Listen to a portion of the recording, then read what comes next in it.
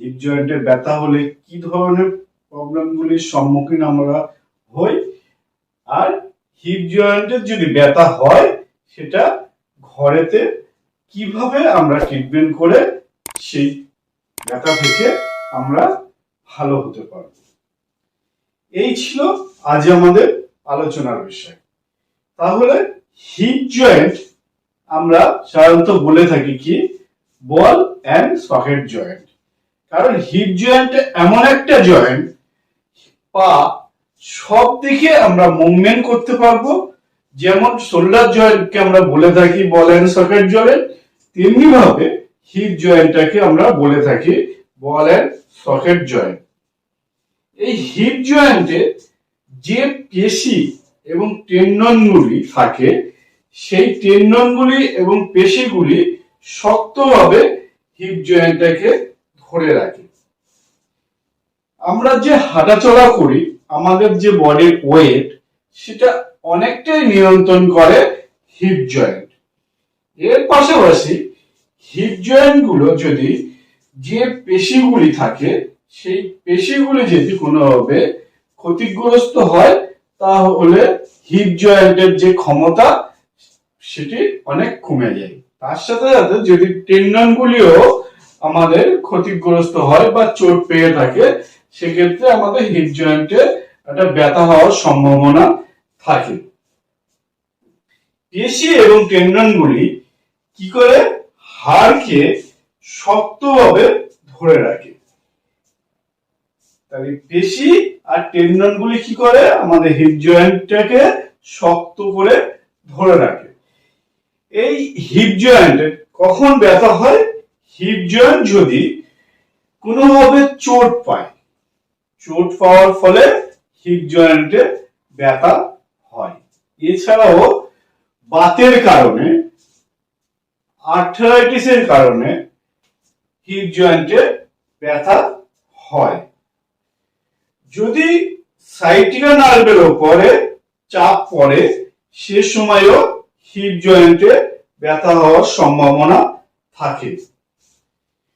এছাড়াও যদি আমাদের যে হিপ জয়েন্ট আছে সেই জয়েন্টের যে পেশি এবং নার্ভ থাকে সেই নার্ভ বা পেশি যদি কোনোভাবে আঘাতপ্রাপ্ত হয় বা ক্ষতি সাধন হয় তখন হিপ জয়েন্টে আমাদের পেন হয়।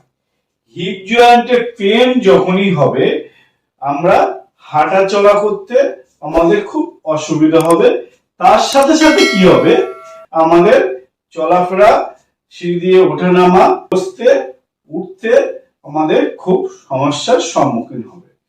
সাধারণত হিপ জয়েন্টে ব্যথা চোটের কারণে বেশি হয়ে থাকে। চোট পাওয়ার ফলে টেন্ডন এবং মাসেল নার্ভগুলি আঘাত পেয়ে তখন হিপ জয়েন্টে একটা পেন হয়। যদি চোট পাওয়ার ফলে হিপ জয়েন্ট ফ্র্যাকচার হয় সেক্ষেত্রে প্রচন্ড পরিমাণে পেন হওয়ার সম্ভাবনা থাকে। সেক্ষেত্রে আমাদের কি অস্ত্রোপচারের প্রয়োজন হয়ে পড়ে। হিপ জয়েন্ট যদি সুস্থ থাকে এবং ভালো থাকে তাহলে আমাদের খেলাধুলো করতে, সাইকেল চালাতে এবং দৌড়াতে, বসতে, সিঁড়ি দিয়ে ওঠানামা করতে আমাদের অত সমস্যার সম্মুখীন হতে হবে না। অনেক সময় কি আর্থ্রাইটিস হওয়ার ফলে বা বাতের কারণে আমাদের হিপ জয়েন্টে যে হাড় থাকে সেই হাড় ক্ষয়ে যায়। সেক্ষেত্রে আমাদের হিপ জয়েন্টে একটা পেন অনুভব হয়। সেই পেন হওয়ার ফলে আমরা হাঁটাচলা করার মতো ক্ষমতা হারিয়ে ফেলি প্রায়। তখন আমাদের কি হয়, শুয়ে আমাদের দিন যাপন করতে হয়। তাই হিপ জয়েন্ট যখন পেন শুরু হবে সেই পেন যদি আপনারা ভালো করে ট্রিটমেন্ট করেন, বাড়িতে যদি নিয়মিত ব্যায়াম করেন তাহলে এই হিপ জয়েন্টের যে পেনটা হয় সেই পেনটা ধীরে ধীরে কমতে থাকবে। আপনারা ভালোভাবে হাঁটাচলা করতে আপনাদের সুবিধা হবে। হিপ জয়েন্টে যখন ব্যথা হবে তখন যে এক্সারসাইজগুলি করবেন সেই এক্সারসাইজগুলি আজকে এই ভিডিওতে দেখানোর চেষ্টা করছি। দেখুন, ঠিক এইভাবে শুয়ে পড়বেন। এইভাবে শুয়ে কি করবেন, পাটা এইভাবে উপরের দিকে তুলে ধরে রাখবেন 10 সেকেন্ড। এইভাবে 10 সেকেন্ড ধরে রাখবেন। 1 2 3 4 5 6 7 8 9 10 নামিয়ে নেবেন। আবার দেখুন, এইভাবে ধরে তুলবেন, তুলে ধরে রাখবেন। হিপ জয়েন্টে একটা যেন প্রেসার পড়ে সেটা দেখবেন। এইভাবে ধরে রাখবেন, 10 সেকেন্ড হোল্ড করে আবার আগের অবস্থায় ফিরিয়ে আনবেন। দেখুন, 1 2 3 4 5 6 7 8 9 10 1 2 3 4 5 6 7 8 9 10 এইভাবে এই এক্সারসাইজটা 10 থেকে 15 বার করে করার চেষ্টা করবেন। জয়েন্টে যদি পেন হয় তখন কি করবেন, পাটা ঠিক এই পজিশনে রাখবেন। রেখে কি করবেন, এই যে পা, একটা পায়ের বাইরে মানে এমন ভাবে দেবেন যেন পাটা ডান পা বা পায়ের ভিতরে থাকে। সেই অবস্থায় কি করবেন, নিচেই যে পাটা আছে সেটা এইভাবে উপরে তুলে ধরে রাখার চেষ্টা করবেন। 1 2 3 4 5 6 7 8 9 10 আবার দেখুন, 1 2 3 4 5 6 7 8 9 10 1 2 3 4 5 6 7 8 9 10 এইভাবে এই এক্সারসাইজটাও বাড়িতে 10 থেকে 15 বার করে করবেন। হিপ জয়েন্টে যখন পেন হবে, যে এক্সারসাইজটা বাড়িতে করবেন, এইভাবে শুয়ে পড়বেন। ঠিক এইভাবে শুয়ে নিলে, ধরুন আপনার ডান পায়ে হিপ জয়েন্টে পেন হচ্ছে, তাহলে এইভাবে শুয়ে পাটা এইভাবে ভাঁজ করলেন, ভাঁজ করে দেন। এইভাবে ভাঁজ করলেন, ভাঁজ করে পাটা এই সামনের দিকে নিয়ে আসবেন, আবার পিছনের দিকে নিয়ে যাবেন। এইভাবে এটা মুভমেন্ট করবেন। একবার সামনের দিকে এইভাবে, আবার পিছনের দিকে, একবার এইভাবে সামনের দিকে, আবার পিছনের দিকে, একবার এইভাবে সামনের দিকে, আবার পিছনের দিকে। এইভাবে এক্সারসাইজটা 10 থেকে 15 বার করে বাড়িতে করবেন। হিপ জয়েন্টের পেন হলে ঠিক এইভাবে শুয়ে পড়বেন। শুয়ে কি করবেন, একটা পা এইভাবে ভাঁজ করবেন, আর আরেকটা পা এইভাবে আরেকটা পায়ের উপরে তুলে কি করবেন, পাটা ঠিক এইভাবে উপরের দিকে তুলে ধরে রাখার চেষ্টা করবেন, যেন এই হিপ পজিশনে একটা টান অনুভব হয়। এইভাবে ধরে বা হাতের সাহায্যে এইভাবে ধরে টেনে ধরে রাখার চেষ্টা করবেন। 1 2 3 4 5 6 7 8 9 10 আবার ছেড়ে দেবেন। আবার দেখুন, এইভাবে তুলে ধরে রাখবেন হাতের সাহায্যে বা এমনি ধরে রাখতে পারেন। 1 2 3 4 5 6 7 8 9 10 আবার করছি। 1 2 3 4 5 6 7 8 9 10 এইভাবে বাড়িতে এক্সারসাইজটা 10 থেকে 15 বার করে করার চেষ্টা করবে। জয়েন্টে যখন পেন হবে তখন এইভাবে শুয়ে নেবেন।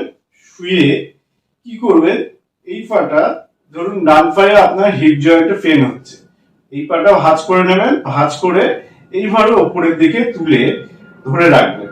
1 2 3 4 5 6 7 8 9 10 আবার আগের অবস্থায় নিয়ে আসবেন। 1 2 3 4 5 6 7 8 9 10 আবার আগের অবস্থায় নিয়ে আসবেন।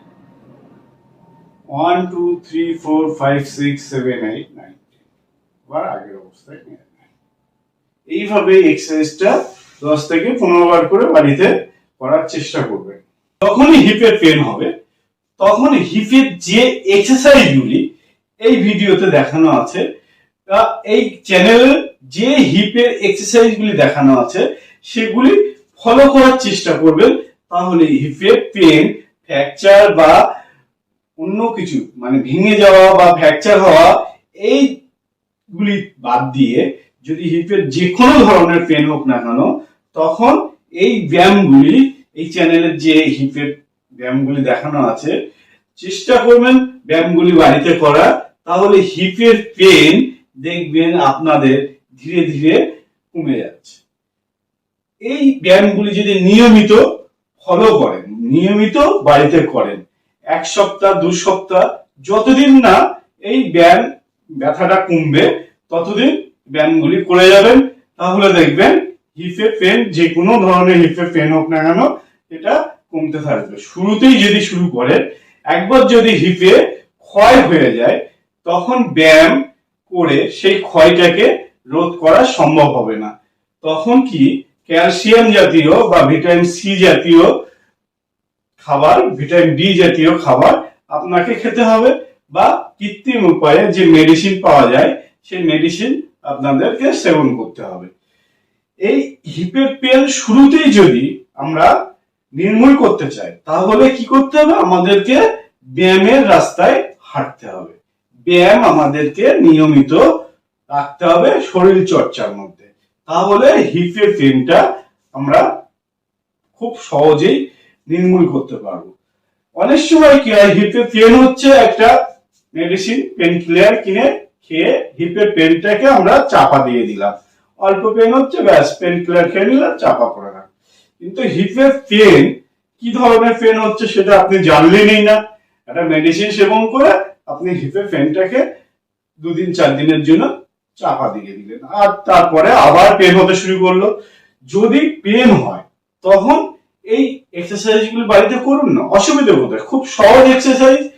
দেখবেন এই ব্যায়ামগুলি যদি বাড়িতে নিয়মিত করতে পারেন, তাহলে এই যে হিপের পেন, সেটা খুব সহজে মেডিসিন ছাড়াই আপনারা ভালো হতে পারবেন। অর্থাৎ মেডিসিন না খেয়ে আগে শরীর চর্চার মাধ্যমে এই যে কোনো ধরনের পেন হোক না কেন সেটা কমানোর চেষ্টা করুন। তাহলে দেখবেন আপনাদের শরীর অনেক ফিট থাকবে।